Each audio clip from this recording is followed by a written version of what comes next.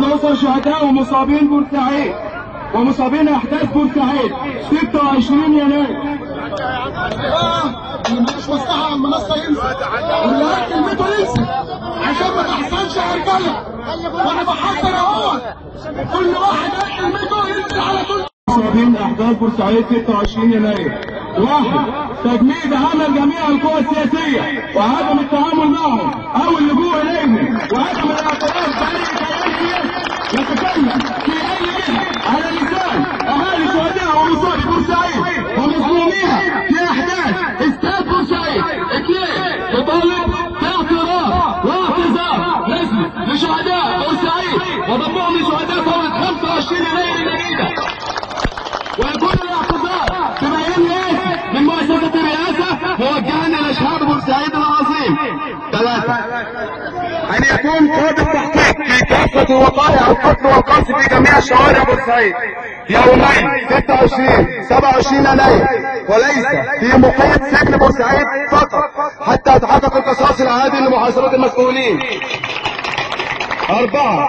نتوجه بالشكر لمدن القناة التي ساعدتنا في العصيان المدني السلمي، كما نتوجه بالشكر لجيشنا العظيم على مجهوداته، حيث انه ساعدنا في ان يكون العصيان سلميا في جميع فاعلياته ونحذر كل من يقول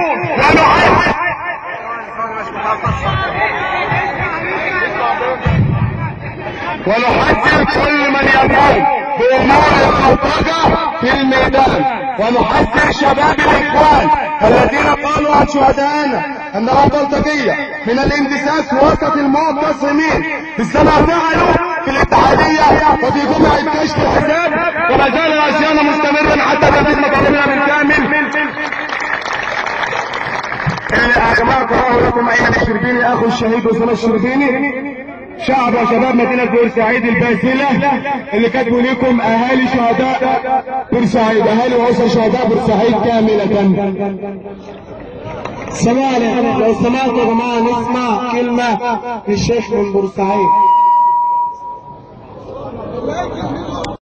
هي الصلاة على النبي صلى الله عليه وسلم النصف الثاني من التشهد، والتكبيرة الثالثة الدعاء للميت وللموتى، والتكبيرة الرابعة الدعاء لمن صلى.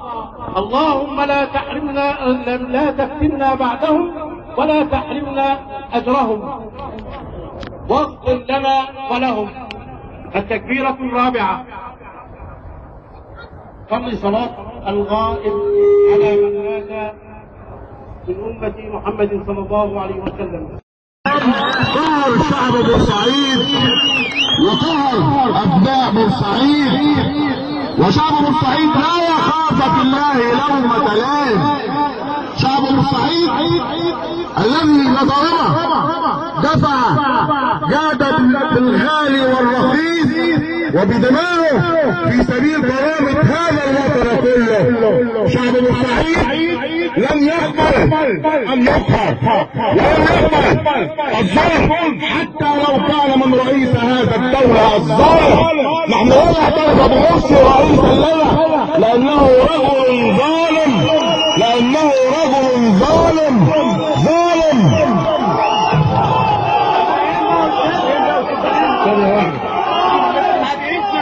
بقول لك ايه؟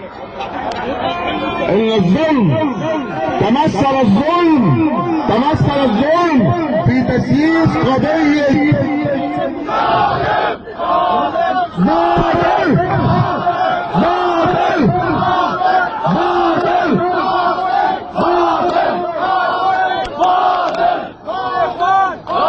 وقد تمثل الظلم في تسييس قضية النادي المصري، ولم يسموها بقضية النادي المصري، سموها بقضية مجزرة بورسعيد. هل نحن جزارين؟ نحن ابناء بورسعيد الشرفاء المخلصين، لطالما كنا ثوار احرار كتب التاريخ دمائنا ودماء ابائنا في سجلية بحروف من نور شهد ببطولاتنا العالم اعظم. شهد احمد عايزكم عبد الناصر، الزعيم جمال عبد الناصر، الزعيم جمال عبد الناصر قال ان بلدنا بلد البطولة، بلد الشهامة، بلد الرجولة، بلد النخوة، بلد الابطال. هذه هي بلدنا وهذه هي سماتنا، فلنكمل المشوار.